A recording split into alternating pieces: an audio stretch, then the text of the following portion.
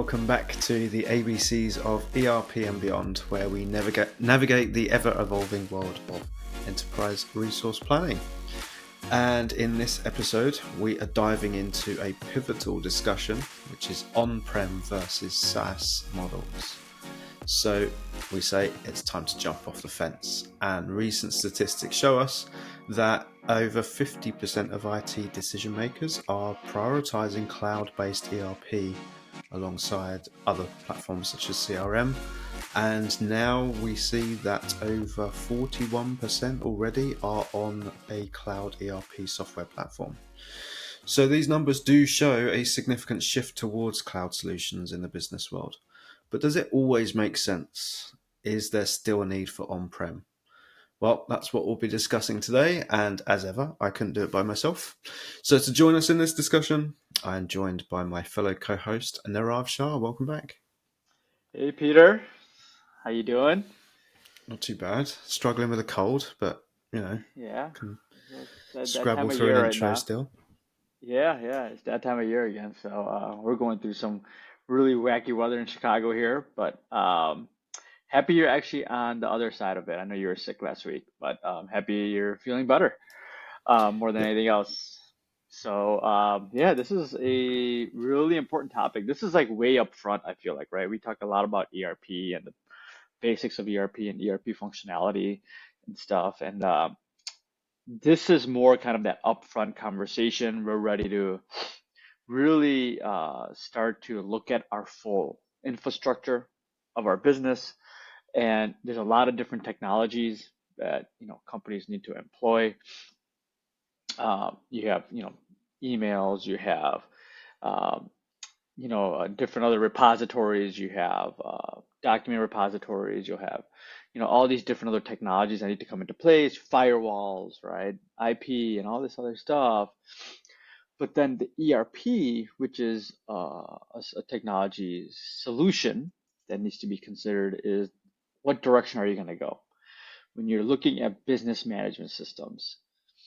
Are you going to have that system be in parallel with the rest of the different technologies that you have employed, right? On premise, or is it going to be SaaS because you're converting a lot of those technologies that you already have to SaaS, and now when you're making the decision to go ERP and to move away from QuickBooks or other smaller accounting packages, and you're deciding, okay, on premise or SaaS, right? And that's today's discussion. I think this is a very important one in the upfront understanding of what works best for your business, right? There's a lot of considerations when you look at the differences between on-premise and a SaaS model. And I think a lot of what we're going to explain today would carry over to other solutions, software that you're buying for your business outside of ERP, right? Like, how do you put this against maybe some other DocuWare type of system, right? Or how do you put this up against another type of repository that you need to open? How do you put this up against like your engineering CAD system, essentially, right? Like, a lot of what we're going to go through, all the different points, are important considerations and factors you need to take into account to decide whether you're going to go on premise with this particular software, or you're going to go SaaS for the particular software. So happy to jump into this conversation because this decision has to be right, and it has to make sense for the organization, because that's going to set the tone possibly for other technologies that are going to come into place, right, outside of the ERP. So hoping that we're going to be able to point out a lot of these important decision factors that IT directors or CFOs or accounting managers, right, director of ITs, need to start thinking about, essentially. And I'm hoping that we could help them explore this a lot deeper with this podcast today. Let's just take a moment just to realize that we have millions of viewers. We have millions of listeners. We're going to have a large variety of people in our audience. So let's just backtrack slightly Yeah. and say, when we talk about SaaS, what is SaaS and cloud ERP versus on-prem? Like, what are these terms we're talking about? Yeah, SaaS very simply put is software as a service, essentially. It's a pay as you go model, essentially, where it's completely managed on a cloud environment that you never see the actual server. You never see it. It's hosted by Microsoft, it's hosted by Amazon, right? Oracle or whatever. It's hosted by a bigger party in a big data warehouse. There's a lot of other customers that are potentially on that same server that your product, that your solution is on, right? And you're accessing it via secured IP with the direct link to your tenant directly on the cloud. So there is no, right, where you need to log into two or three different type of VPNs and create a secure tunnel to get to your own server, right, and access the database. So it's all on the cloud where it's all managed up there, and you're not doing anything locally on your local environment, your local office or physical premises, essentially. Um, that software as a service where you pay, it's kind of a pay as you go model. And anytime you have an internet connection is when you could access your data effectively.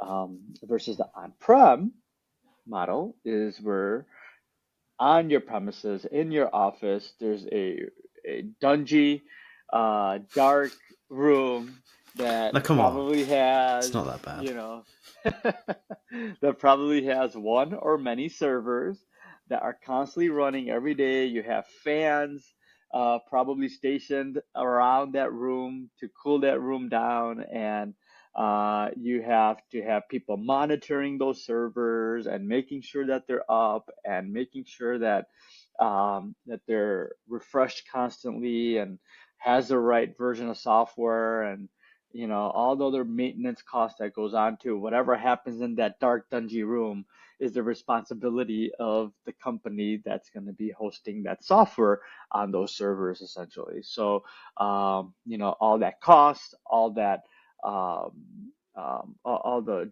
upgrades, all the maintenance, it's all done by the team that is I possibly sitting in that dark dungeon office or or room.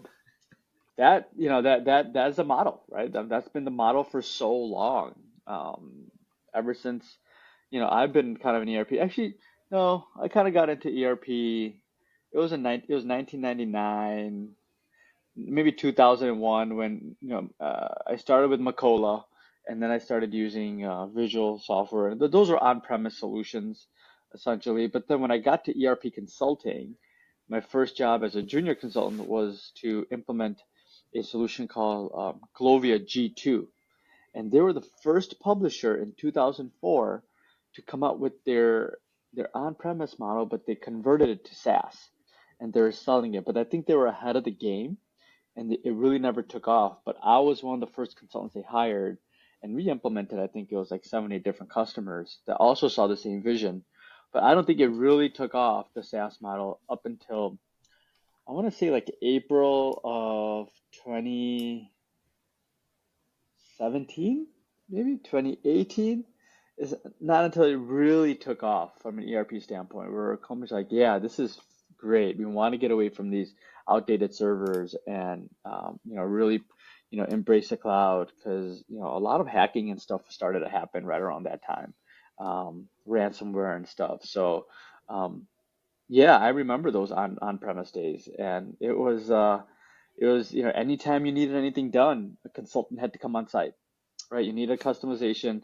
A consultant had to come on site, write the customization, load it in your local environment, right? Unless you hired somebody that knew the software, tested it, and you ran with it essentially. And if there's a bug fix or change like that, it would be so specific to your organization that you'd have to call that consultant back out and make the changes or revisions, and they'd have to install it back on the server. Very ineffective. Very, very ineffective. You just said about security and getting hacked and stuff like that. So, what are the security factors when we're weighing up SaaS versus on-prem? I know that this is always going to be such a big topic. It still is, and I think it forever will be. We know that Yeah. it's always a game of cat and mouse, isn't it, between people wanting to do nefarious stuff, and the people trying to block that from happening. So, what factors have we got, and what are the differences between a SaaS model and an on-prem model when we think about security? I think there's many. I think there's a lot, many factors, right? There's a lot of modern security tools out there that are really expensive that most SMB companies can't afford, right? And when you go SaaS, these big data warehouses already have those tools and they're already providing it to their customers. So what you're getting is, highly secure infrastructures with SaaS environments, right? So for an example, let's say if you're on premise and somebody in the organization opens up an email that has malware on it, right? Some sort of virus on it, and that virus essentially, and these viruses are so sophisticated nowadays that it doesn't even attack right away. It just sits on the network and it just listens and it looks to understand patterns and people and what files they're opening, and how often are they accessing a specific database that's on premise. It just kind of lurks around and hangs around, and as soon as it knows what your most important data is and how often you access it, who accesses it, it'll attack. And when it attacks, it goes right after it. And many times it'll lock it down, pull the data out without you even knowing, right? And it just kind of goes through, weaves through your infrastructure, and essentially will grab all that data. Now you got to inform everybody that you've just been breached, you've been hacked, right? Or even worse, I mean, I don't know which one's worse, probably both of them. Maybe, your data being sold on the dark net's probably even worser. But your your data, especially let's say it's a database like an ERP database, they'll hack it, then they'll encrypt it so nobody could access it. And once that happens, they expect a ransom, and you got to give these guys like $50,000, $25,000, and you got to hope they give you a key that will open the database back up. And that's pretty scary, right? And that just happened from an email coming in, unknown to anybody, that this email had a specific virus on it that's gonna do this, right? Versus having a SaaS environment. Yeah, you could have a virus that comes and hits your network, but it's not going to go up to the cloud. Why, you might ask? It's because, right, you probably might most likely have MFA turned on, right? So, and you have a URL that you have to access to get to your database. So the virus can't jump into the next network, essentially. And on top of that, you have MFA that comes that securely advises you, hey, are you trying to access this database? And if you're not going to approve it, right? You're going to think something's up. So it's less likely that a SaaS database is going to be hacked versus a database that's on premise that's being maintained. Yeah, and I think this is one of those areas where the game of cat and mouse is much better on a cloud-based system, because if you're managing that from an on-prem, you've got to really be watching the news all the time, reading up on Mm-hmm. cybersecurity, looking at zero-day exploits, applying patches as soon as bugs are kind of found and and squashed, and maybe loopholes in the back door are closed. Yeah. Versus now with cloud, that kind of responsibility is now on your vendor, and your vendor Yeah. is going to have teams of people looking after this, aren't they? They're going to have cybersecurity teams where their main priority is to ensure that your platform is secure, up to date with the latest security patches, with your data that's already kind of sitting on their servers encrypted. Exactly. I would say though, on the flip side of things, that as much as I guess from a local standpoint, cybersecurity is better on a cloud-based platform, because you inherently haven't got your database sitting downstairs in a server room. But now it's kind of out of your hands, and you just hope that your vendor doesn't have a breach themselves. So as much as they're looking after your data, and maybe a local computer might get compromised, but that's kind of air gapped from the ERP if it's on the cloud. On the other side of things, now you've got maybe the concern of um, your vendor's security, their own security on their database. Does someone manage to get an extraction of all the credentials Yep. or whatever it happens to be? How they're going to evolve from an AI standpoint as well. We already see in the news that AI is being used to generate videos, fake videos of presidential candidates that are convincing. So as much as we kind of laugh and joke at some of these emails when they come through, and we go, "That's obviously spam," or "That's obviously a phishing email because of spelling mistakes or just a poor layout of an email." Those are going to get better as soon as people start using things like AI for malintent. So Mm-hmm. that's going to be interesting to see whether that is going to shift more people onto cloud, because those phishing emails are going to end users, and those Right. end users are going to have their laptops compromised. And if they are Mm-hmm. um, logging into a local server or a local Yep. database, that's a direct connection in. So I wonder how things are going to change. Maybe this tips the balance slightly, and people put more trust into cloud-based systems because of that distance from end users that may well be more susceptible to falling for these phishing attempts. If Mm-hmm. AI becomes an issue in improving uh, just how kind of good some of these phishing emails can be. So I'm interested to see where this goes. A little stat I've got for you here that does say that 2022 survey of 140 companies found that 65% of those companies that were using cloud, their top three reasons for kind of being concerned are security breaches, followed by data loss, which is one that we'll Mm-hmm. talk about when we talk about data and business intelligence, and connectivity issues. Yep. So it's Yep. interesting that the top one is security when we talk about where our ERP sits. Absolutely. Absolutely. A lot of things you hit the nail right on the head. And when it comes to data, right, and as your business grows and you need that security, a lot of these data warehouses have what's called that SaaS 70 certification. And though that certification ensures that the data warehouse has the security, the reliability, right, the 24/7 support that you need to maintain the, you know, accessibility, accuracy, and availability of that data, right? Every 15 minutes, your data essentially is being copied to another server. So in case that one server gets compromised, you have access to the data on another server where you don't lose it, essentially, right? And that's a recovery plan that you want to make sure you have in place, right? And these are all really important steps, and to ensure that if you're going to stay on premise, that you have a lot of these recovery plans documented and they stay maintained constantly. I think a lot of situations that customers fall into is that they might have a recovery plan, but they have a high turnover of people in that IT department. And now, that plan starts to die out and they don't go ahead and try to, maintain it anymore, right? And then they get into a situation where their data is breached, essentially. So instead of having the onus on that team, right?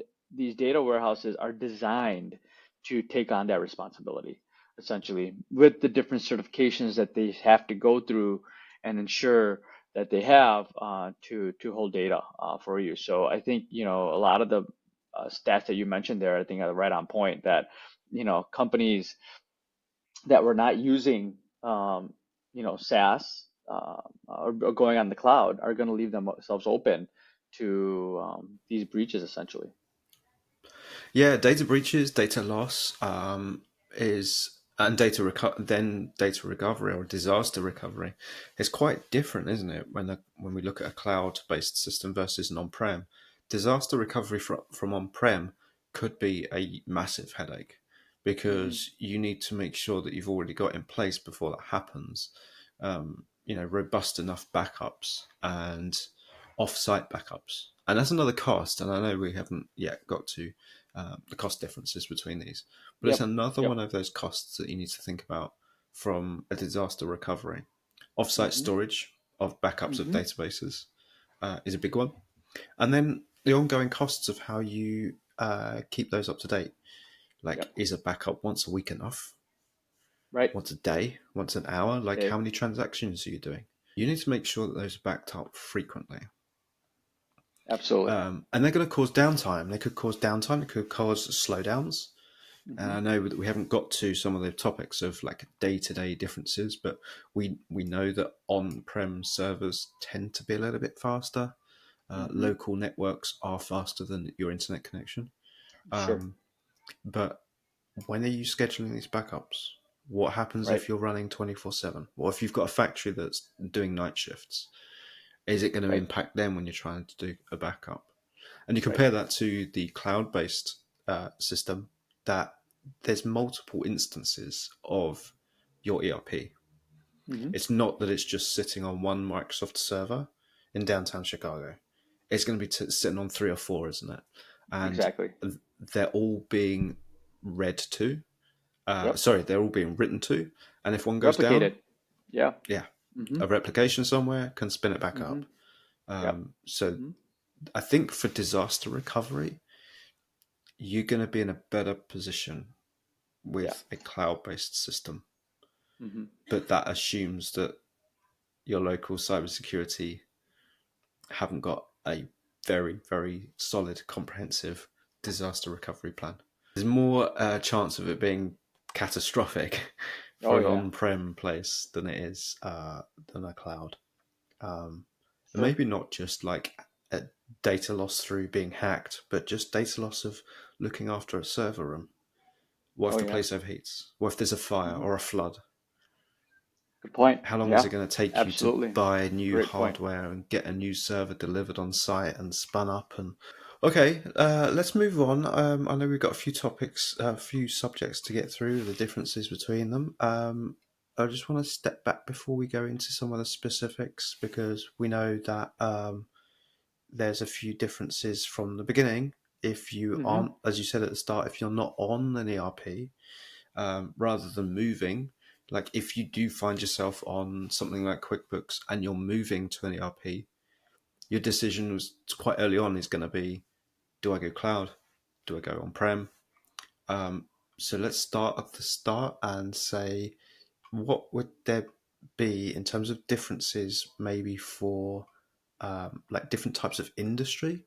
Mm-hmm. Would that be a decision maker on whether we can I think even go so. on cloud? Absolutely. I think for sure it's a big, probably a big consideration, right?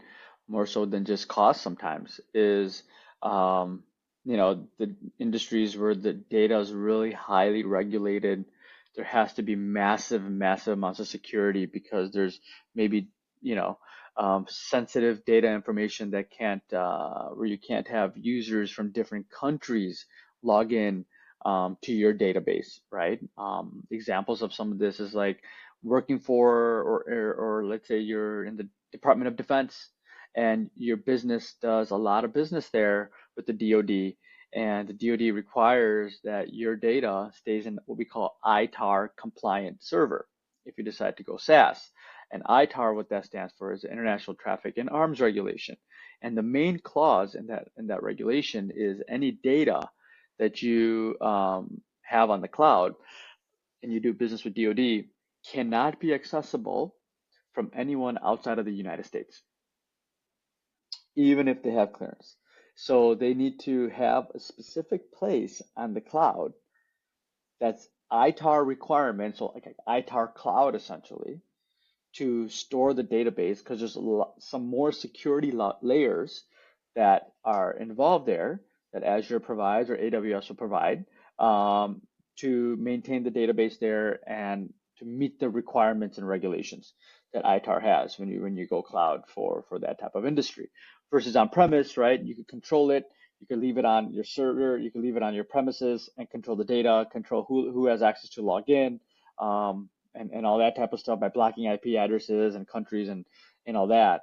But it's really important, from Department of Defense standpoint, specifically that industry, that you're on the right cloud environment, not just any cloud environment, on the correct cloud environment that provides a proper compliance and regulation for you to be able to operate in that cloud instance essentially. Another one is HIPAA, from a healthcare perspective, which is the Health Insurance Portability and Accountability Act. And what that is sensitivity to patient information, making sure that doesn't get leaked, right? Think about industries like in the medical device industry, for example, where you have to, let's say you're in charge of manufacturing hips or knees or screws that get implanted in the body, right? That you break an ankle or something. Well, in that industry, those customers or those companies have to somehow record what the patient name is, the date of birth, where the patient lives, and what product has been implanted in that patient. It's really important to know that information because if there's ever a recall on a product that's been implanted in the patient, they know who to go to and tell them that we need to do another surgery or give you a new part or whatever that looks like, right? But you can't just put that in any ERP system. You can't put that in any cloud, right, environment. You need specific HIPAA compliant first ERP systems, and number two, HIPAA compliant cloud environments, essentially. So, that's also very important to understand. Well, how sensitive is my information? Does it make sense to keep it on premise? Or does it make sense to go cloud? But what type of cloud we're going to do, right? A cloud that's going to keep you compliant in this industry. So, there's two examples there. I'm sure there's many more that are really important to find that right cloud instance to host your data because of various different reasons. But yeah, I think more and more of these specialized type of situations are arising now because data is so sensitive, right? In general. So wouldn't be surprised if it keeps expanding the scope in terms of the specialty cloud environments that are necessary. But these two are the ones that we've worked with in the past that definitely require this thought. So, say we've decided and we think that we're going to go down a cloud route or an on-prem route. What are some of the differences that we see in implementation? So, I know obviously this is well and truly in your field of expertise when it comes to ERP implementation. So, what are the main things that you see that are different between a cloud implementation and an on-prem implementation? Yeah, I mean, right off the bat is the reduced time to value, essentially, because you don't have to wait to get a server. You don't have to wait to you know install software on the server. You don't have to wait to, get everybody access to that software, download client side, solutions on everyone's laptops, right? To get up and going, to configure and get everybody access to the new environment is literally minutes now, with a SaaS solution. It's saying, okay, you buy licenses, here's your environment. Let's start setting it up for your project. Versus the old school on-premise way is, there's a waiting period there. So you got to buy licenses, you got to buy a server, you got to buy the right software, you got to install the software on everyone's computer, right? So they have access to it. You have this client server installation thing going on, right? Everyone remembers that. And making sure everyone's in the office when you do that, and get everyone has access to it, and then you could kick off the implementation. Now you're talking maybe that's like 30-day process, right? Time to value. You really you want to make sure you have the highest value in your ERP implementation. When do you have the highest value in the ERP project? Is when you're live. When you're live is when you have the highest value of your ERP project because now you're using the system the way you expected to gain your different efficiencies in all the different departments. Until that time, from when you sign the contract until you go live, all that stuff, right?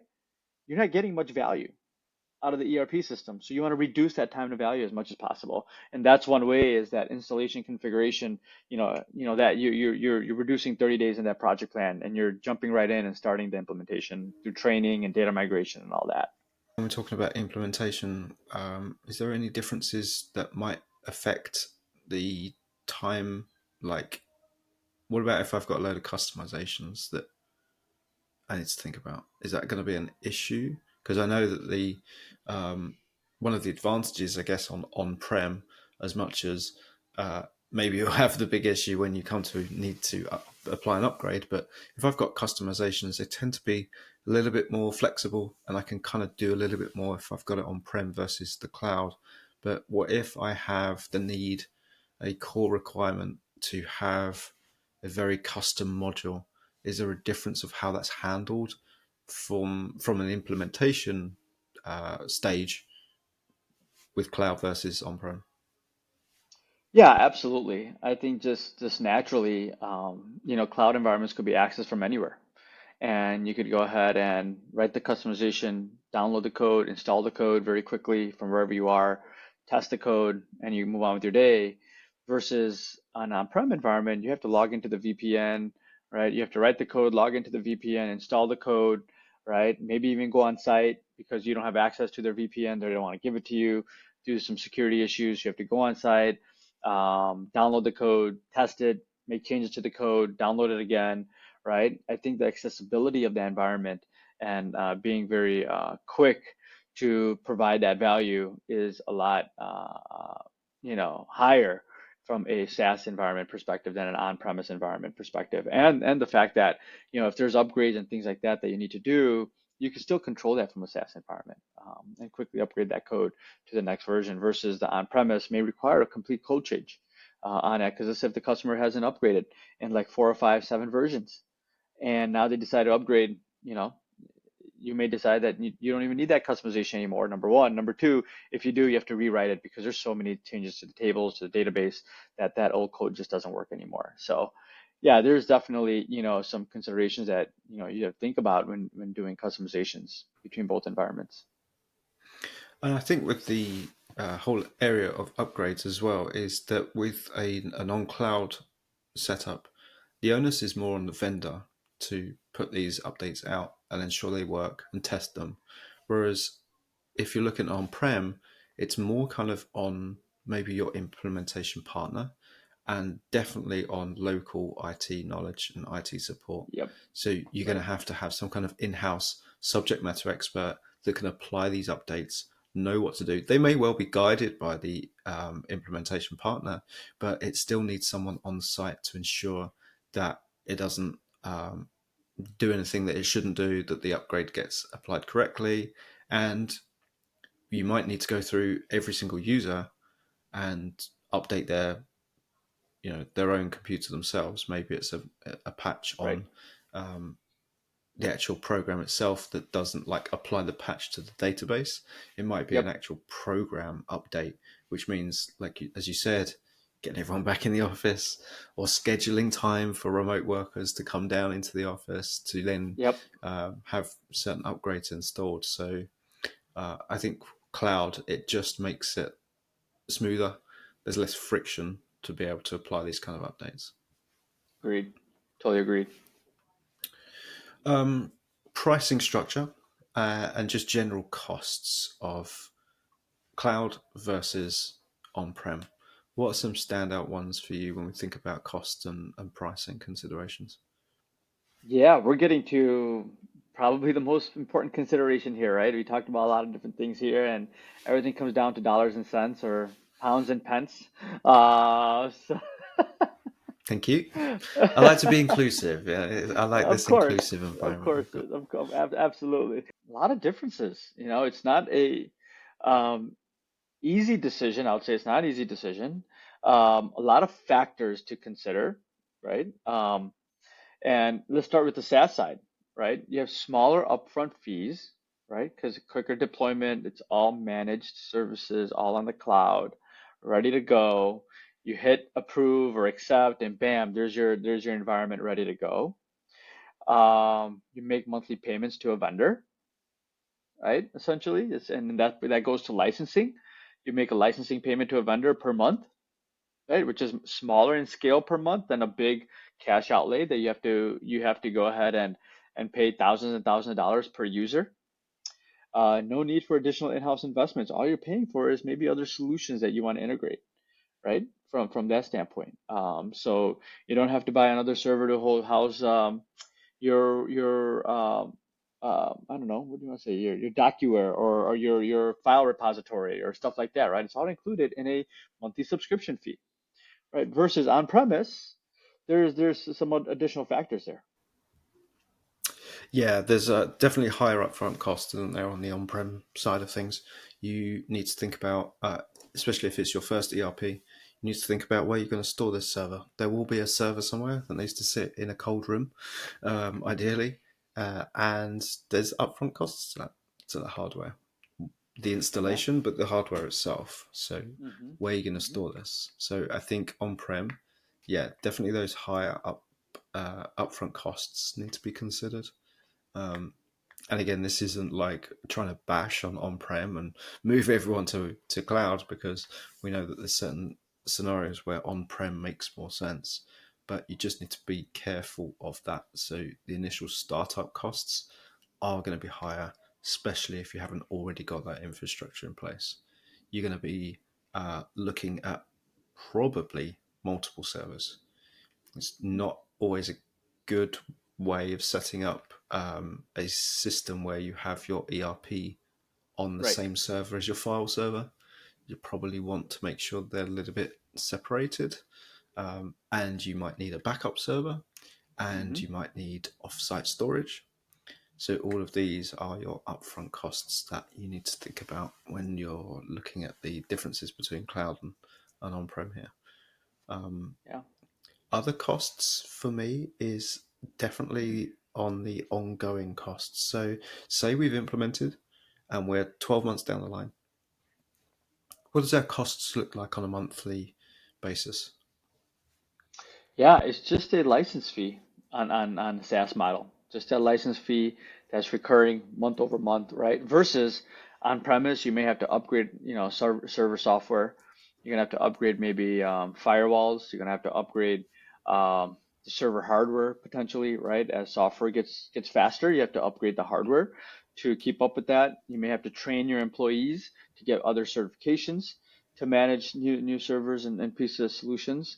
May have to hire somebody, maybe another resource that's a little bit more specialized on server. So, I mean, there's a ton of, on-premise cost there that comes with, maintaining, that server and especially the new software that's coming out from the publisher. So versus the on-prem, the SaaS side of it is just single fees that you pay on a monthly basis, and you don't kind of have some what I call say headaches of the other pieces of maintaining the server, maintaining, um, you know, additional maybe publishers or maintaining certifications and stuff like that. Another aspect for costs, I think, is also the scalability side of things. So as your business grows, and you start to run out of space, you might be running out of space, and you might also need to look at scalability if your number of employees are growing. How does that affect our costs on-prem? Well, that might mean a new server. You might need new Hmm. disk space. You might need new server racks entirely, and that may well mean porting over your entire ERP database onto a bigger server that can kind of give you more headroom. That's Yeah, going to be a absolutely, cost. Whereas absolutely. we see on the SaaS side, it's a little bit more elastic, isn't it? It kind of Hmm. grows and I guess would shrink according to your usage. Right, exactly. Yeah, they monitor your usage. If you're using more, they'll put you on like a separate server, right? So you get better performance out of that. And you could always buy additional gigs of databases, so you don't see any downtime. There's a lot there that the managed provider could do for you to ensure, real time 99.9% uptime, performance guarantees, and all that other stuff. So they have so many metrics and telemetry that they could ensure that you're running optimally. Mhm. I've got one more point here. I know we haven't written it down, but we spoke about it just before we hit the record button. And this is all around the business intelligence and data and reporting and all the fun stuff that I like to talk about. So this is something I'm going through at the moment. So I'm building a Power BI kind of suite of reports for multinational business. And it's tough, and I've seen the issues with on-prem. So I'm working through 5 data sources. So we've got 5 ERPs globally. Every single one of them is on-prem.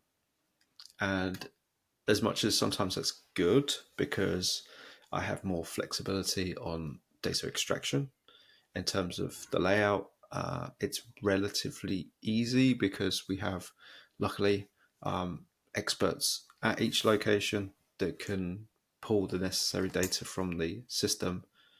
But then on the bad side of things, well, that's now flat files having to be sent to me and then pulled together. It's not like I can just go and log into that ERP and grab what I need. It Right. needs me Right. to talk to different teams that are on site to be able to give me the data. So Mm-hmm. Mm-hmm. when I think about on-prem versus cloud, I guess there's a few kind of high level things here. On-prem locally, it's very easy. It's difficult when you've got remote on-prem. Yeah. I know that there's ways of doing data gateways, especially Yep. if you're in the Microsoft ecosystem. But then again, on the cloud side, as much as access is easier, Mm-hmm. often those come at an expense. Oh So yeah. you're talking about connectors, and we were talking about connectors before we just hit the record button. There's Yeah. lots and lots of connectors, and it's one that Microsoft in particular are adding lots, especially with Fabric. So Sure. you can connect to AWS, you can connect to GCP or Azure, um, or SharePoint or Mm-hmm. Teams or Mm-hmm. OneDrive or whatever it happens to be. These are all different connectors, or like OData feeds if you're on Yep. Oh, Business data Central. feeds. Mm-hmm. So Mm-hmm. they're all there, but it's a bit of a minefield of which ones you kind of get for Oh free yeah. Right. Right. Right. versus which ones you want to pay for. And you've got to be careful. This is like typical Microsoft. Yep. Feed you a little bit and then make you pay for the rest. So you got to be careful. So some you get free connectors and premium connectors. Right. So Right. Right. Right. you'll probably find that if you want to do anything that's quite comprehensive, you're not going to get that for free. Yeah, I get that for free for sure. Unless it's a basic Power BI report, then anything else you're going to have to start paying for. Um, Yep. if you want to do any kind of integration with Power Automate basic, you'll be fine. Anything more than that, or some kind of front end Power App that you want to hook up to a database that's sitting in Azure, that's a premium connector, I'm afraid. So you're gonna have to pay for that. Yep. So You're gonna pay for that, and then the consumption model around that, right? yeah, That whole other thing, the Azure model, like that consumption model, could add up, could really add up. yeah, and it does because you think, okay, I'll just buy the premium connector, and you do that, and you build your Power App, and it's all good, and then no one can view it because each viewer has to have a premium license. That's right. That's right. Yeah. Yeah. Yeah. It's a good point. It's it's not an easy decision, but I think it's a clear decision for certain certain company sizes. I think if you're SMB, right? I think it's a pretty easy decision. I think cloud is the clear cut winner. But if you're enterprise and you're managing, multiple billion-dollar divisions, and you need that, strong, IT department, and you need, and it's a global IT department, right? Not just in one location, right? I think on premise is more the route to go there, because I don't think there's the cloud solutions are equipped for that just yet. But I think for the SMB market, I think the cloud solutions give a lot of what could replace a lot of what on-premise solutions they currently use. This has been a fantastic topic, and I'm glad we've revisited this because I think we did Yeah. do an episode maybe about a year ago where Mm-hmm. we kind of came at the angle of just being cloud is amazing, get on it.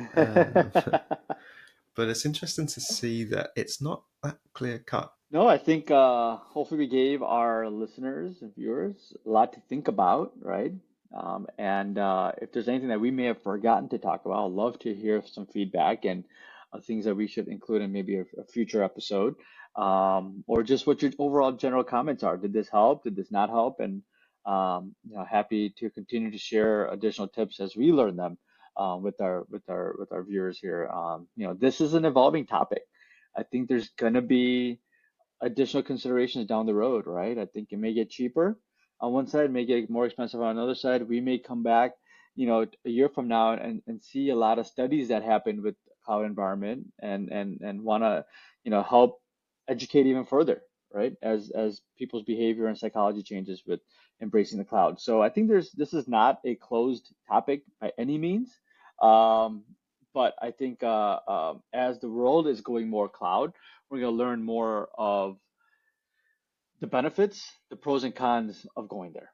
So, we know what we just know right now. We don't know what we don't know, and that's what we'll continue to explore. Cool. And where can people find you? Yeah, you can find me on my email, nirav.shah@adserviceerp.com. We are a reseller of ERP products, Dynamics Business Central and Acumatica, and happy to talk ERP anytime. So as you could tell, kind of like ERP nerds here on this podcast, and looking forward to helping wherever we can. Cool. And for myself, you can find me at petenicholson.co.uk, or just search on LinkedIn for Pete Nicholson. I'm often on there just ranting about things and often trying to educate people why things like pie charts are a terrible idea. The normal kind of data visualization, data nerd stuff. He's the man you got to call him. He's the man you got to call. You got to call him for all data, I'm telling you. If you ever want an ear bashing of anything data related. Good. Thank you, Nirav. It's been wonderful, again, enlightening, and I'm really enjoying season 2 so far of the ABCs of ERP and Beyond. We got a lot of topics to get through this year. So until next time, take it easy. Absolutely. All right. Take care.